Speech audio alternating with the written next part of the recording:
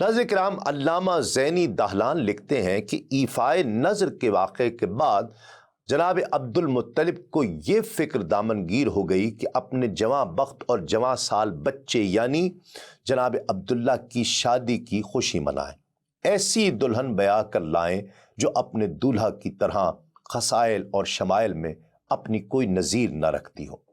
آپ کی حقیقت شناس نگاہ نے قریش کے بنو زہرہ خاندان کے سردار وہب بن عبد مناف کی نور نظر، حور شمائل، لخت جگر جناب آمنہ علیہ السلام کا انتخاب کیا۔ آپ جناب وہب کے گھر تشریف لے گئے اور ان سے درخواست کی کہ وہ اپنی بچی آمنہ کا رشتہ ان کے سب سے پیارے بیٹے جناب عبداللہ کے لیے دے دیں۔ جناب وہب نے جب دیکھا کہ بنو ہاشم کے سردار جناب عبد المطلب نے ان کے گھر قدم رنجہ فرمایا ہے اور اپنے لخت جگر کے لیے ان کی نور نظر کا رشتہ طلب کرنے کے لیے آیا ہے، تو وہب کی خوشی کی کوئی انتہا نہ رہی اور انہوں نے بنو ہاشم کے سردار کی اس خواہش کو بسر و چشم قبول کر لیا۔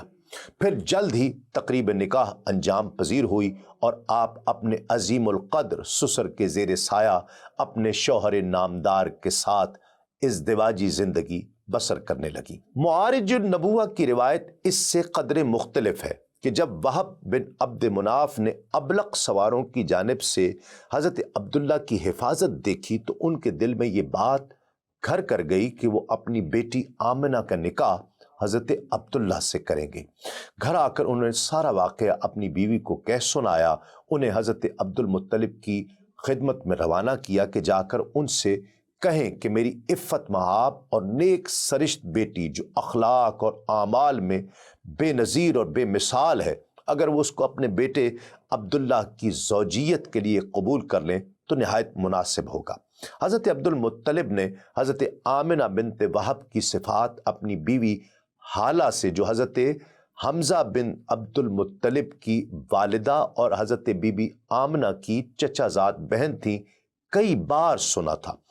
اس کے علاوہ قبیلے کی عورتیں بھی اس بات کی طرف اشارہ کرتی رہتی تھی کہ حضرت عبداللہ اور حضرت بی بی آمنہ کا جوڑ نہایت مناسب ہوگا۔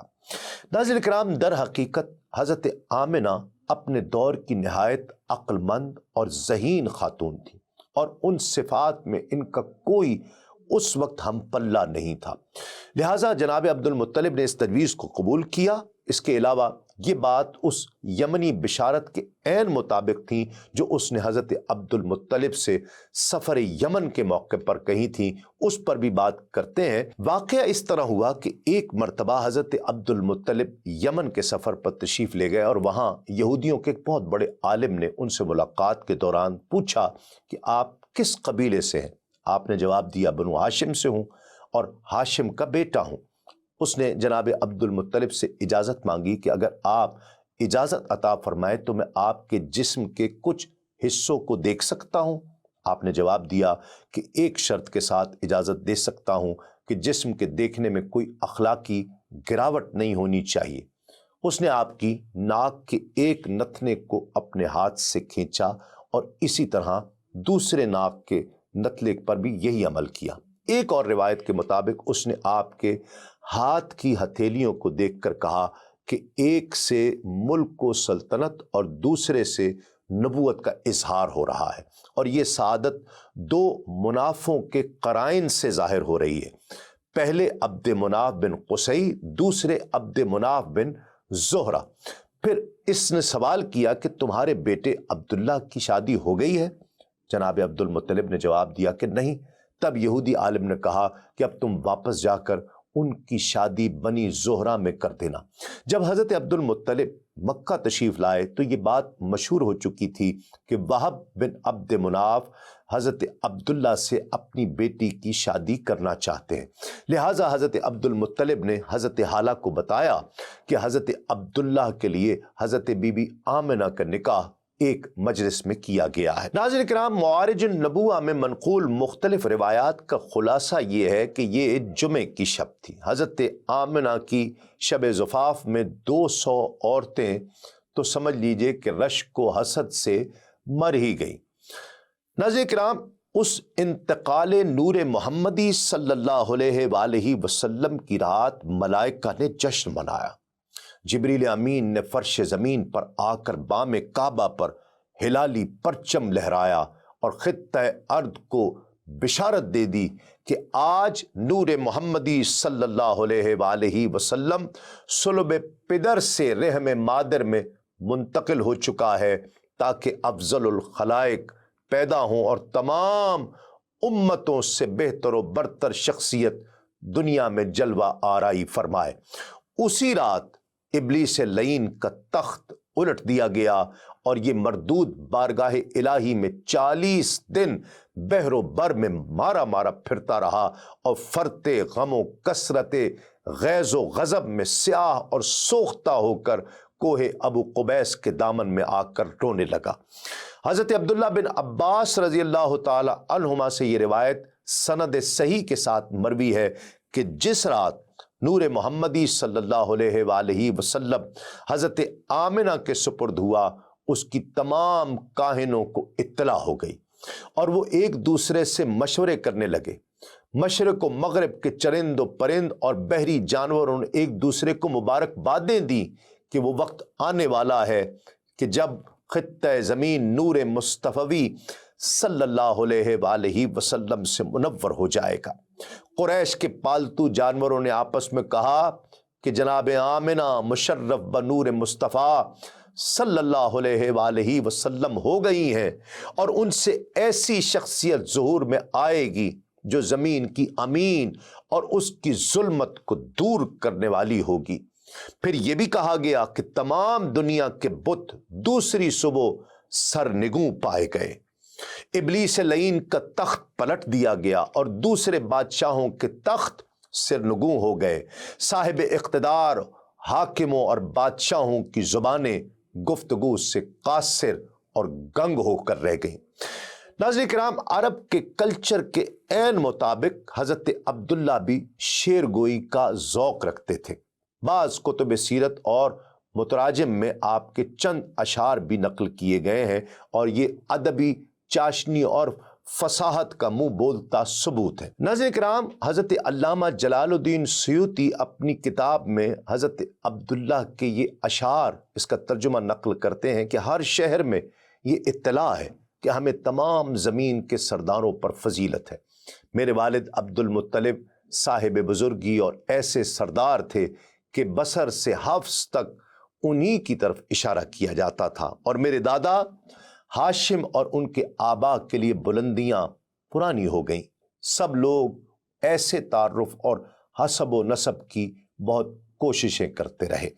ناظرین کرام، جناب عبداللہ کی حیات مبارکہ کے باب میں ہم نے اہم واقعات کی تفصیل بیان کی اور سانح ارتحال کا ذکر اس طرح سے کتابوں میں ملتا ہے کہ طبقات ابن سعد میں تحریر ہے کہ قریش کی روایت کے مطابق حضرت عبداللہ قریش کے ایک قافلے کے ساتھ تجارت کی غرض سے ملک شام گئے اور دوران سفر بیمار ہو گئے۔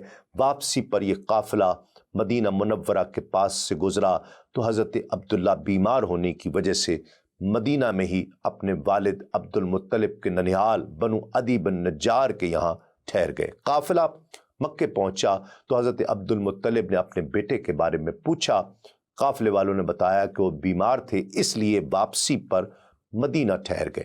حضرت عبد المطلب نے اپنے محبوب بیٹے کی علالت کا سن کر پریشانی کا اظہار کیا اور اپنے سب سے بڑے بیٹے حارث کو عبداللہ کی خبر گیری کے لیے یثرب بھیجا، لیکن حضرت حارث بن عبد المطلب کے پہنچنے سے پہلے ہی حضرت عبداللہ انتقال فرما چکے تھے اور انہیں دار النابغہ میں دفن کر دیا گیا تھا۔ حارث نے واپس آ کر یہ افسوسناک خبر سنائی تو حضرت عبد المطلب، ان کے بھائی، بیٹے، بھتیجے، الغرض کے سارا خاندان انتہائی غمزدہ ہو گیا۔ وفات کے وقت حضرت عبداللہ کی عمر مبارک 25 برس تھی اور رسول اللہ صلی اللہ علیہ وآلہ وسلم اس وقت شکم مادر میں تھے۔ واقدی کہتے ہیں کہ حضرت عبداللہ کی وفات اور ان کی عمر کے بارے میں یہی روایت سب سے زیادہ صحیح ہے۔ البتہ کلبی اور عوانہ بن حکم کا خیال ہے کہ جب حضرت عبداللہ کا وصال ہوا تو نبی کریم صلی اللہ علیہ وآلہ وسلم کی عمر مبارک اس وقت 28 ماہ تھی، یعنی پیدائش مبارک ولادت مبارکہ ہو چکی تھی۔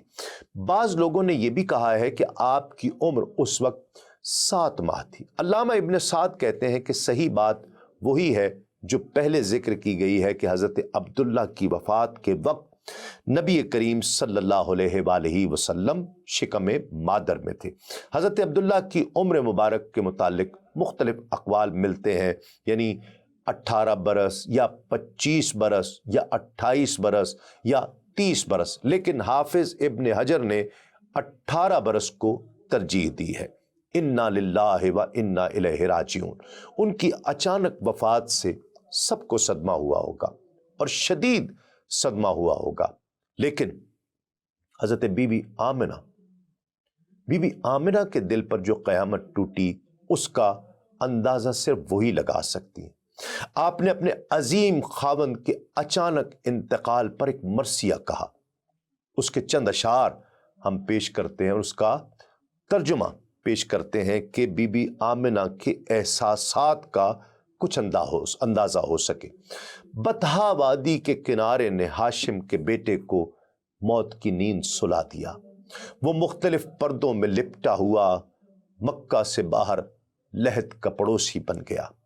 موتوں نے اسے اچانک دعوت دی جسے اس نے قبول کر لیا، اور موت نے لوگوں میں ہاشم کے اس بیٹے کا کوئی مثیل باقی نہیں چھوڑا ہے۔ عشاء کے وقت جب اس کے دوست اس کی چارپائی کو اٹھا کر لے جا رہے تھے تو وہ انبوہ کی وجہ سے باری باری کندھا بدل رہے تھے۔ اگرچہ موت اور اس کی مشکلات نے اس کو جھپٹ لیا ہے، لیکن وہ در حقیقت بہت سخی اور رحم کرنے والا تھا۔ ناظرین کرام، علامہ احمد بن زینی دہلان رحمۃ اللہ علیہ اپنی کتاب السیرۃ النبوہ میں لکھتے ہیں کہ حضرت ابن عباس رضی اللہ تعالی عنہما سے مروی ہے کہ جب حضرت عبداللہ نے وفات پائی تو فرشتوں نے بارگاہ خداوندی میں عرض کی کہ اے ہمارے پروردگار، تیرا نبی یتیم ہو گیا، اس کا باپ نہ رہا۔ اللہ رب العزت نے انہیں فرمایا کہ ہم اس کے حافظ اور مددگار ہیں۔ پھر دوسری روایت میں ہے کہ اللہ رب العزت نے فرشتوں کو فرمایا کہ میں اس کا دوست ہوں، نگہبان ہوں، مددگار ہوں، پروردگار ہوں، اس کو رزق عطا کرنے والا ہوں، اور ہر بات میں اس کے لیے میں کافی ہوں۔ تم اس پر درود پڑھا کرو اور اس کے نام سے برکت حاصل کیا کرو۔ اللہم صلی وسلم وبارک علی سیدنا و مولانا محمد و آلہ و صحبہ اجمعین۔ ناظرین کرام، علامہ احمد بن زینی دہلان رحمۃ اللہ علیہ مزید لکھتے ہیں کہ حضرت امام جعفر صادق رضی اللہ تعالیٰ عنہ سے پوچھا گیا کہ نبی کریم صلی اللہ علیہ وآلہ وسلم کو یتیم پیدا کرنے میں کیا حکمت تھی؟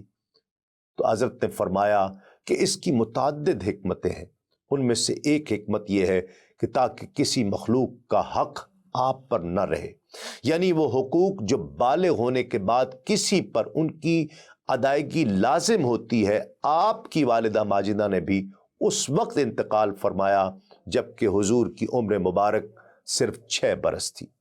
یہ بتانا بھی مقصود تھا کہ معزز وہ ہے کہ جسے اللہ عزت عطا فرمائے۔ آپ کی قوت آپ کے آباء و اجداد اور ماؤں کے ذریعے سے نہیں اور نہ مال کے ذریعے سے، بلکہ آپ کی قوت و طاقت کا راز اللہ تعالیٰ کی نصرت اور مدد سے ہے۔ اور اس کی ایک حکمت حضرت نے یہ بھی بیان کی ہے کہ حضور کو جب یتیمی کی تکلیفوں کا ذاتی تجربہ ہوگا تو حضور نبی کریم صلی اللہ علیہ وآلہ وسلم فقیروں اور یتیموں پر رحم فرمائیں گے۔